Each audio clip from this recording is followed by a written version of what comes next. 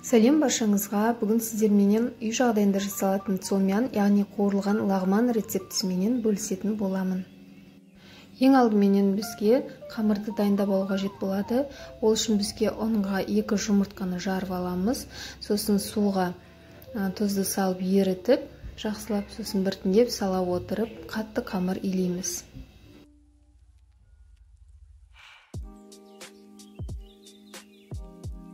Дайын болған қамырымызды кішкене бетін жауып қойып қоямыз. Ал бұл подливке қажетті заттарымыз.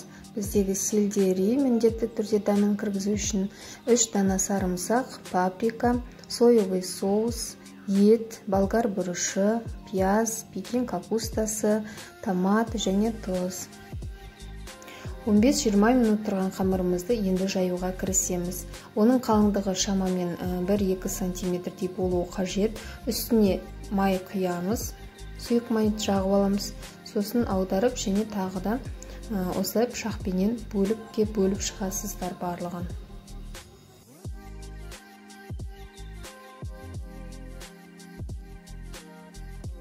Бөліктерге бөлінген қамырдың үстіне сұйық майды тағы да жағып, оны салфаның ішіне салып, кішкене 15 минутқа жауып қоясыздар. Қызып тұрған майға еттімізді салып қуырып аламыз. Оның үстіне пекин капустасын саламыз.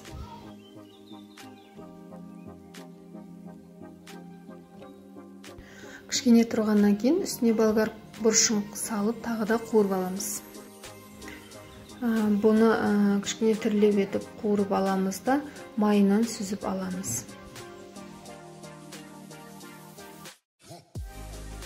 Екінші рет қайтадан қызып тұрған табамызға кішкене май құйып, үстіне пиязымызды, паприкамызды, томатымызды салып қуырып аламыз жақсылап.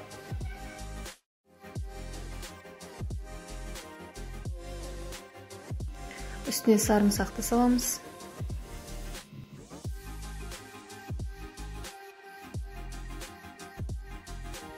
Және де жаңағы сүзген болгар бұрышы, пекин капустасы және етімізді салып, тағы да қуырып аламыз.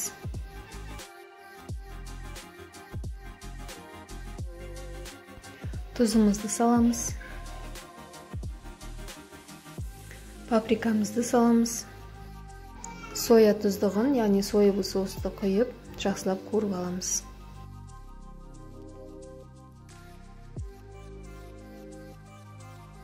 Енді осының үстіне 100 грамм су құямыз, сельдерейімізді саламыз, және де жай отта дайын болғанша пісіреміз.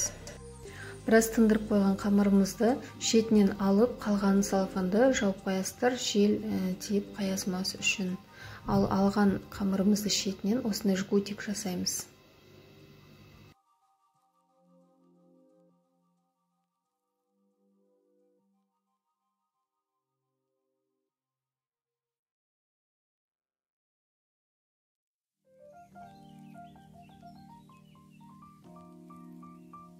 Оны ыдысқа осындай етіп, домалақтап, үстіне май жағып, барлығын осылай жасайсыздар да, бетін жауып 15 минутқа қойып қоясыздар.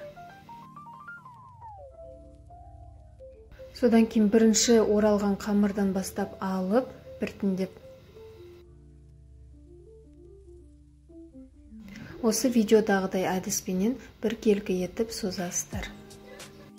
Қуырылған лагман үшін қамырымызды кішкене осылай жуандау етіп созамыз.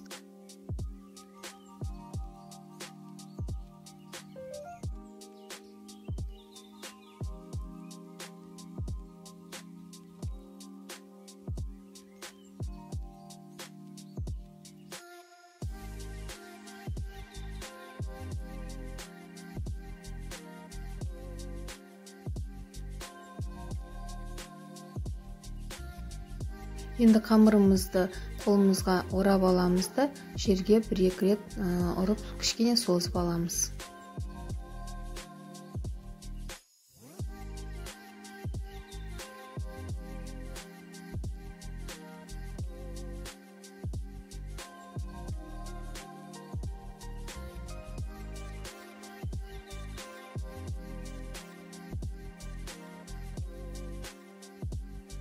Қамырымызды осылай шикі кезінде бірдей бөліктерге бөліп аламыз.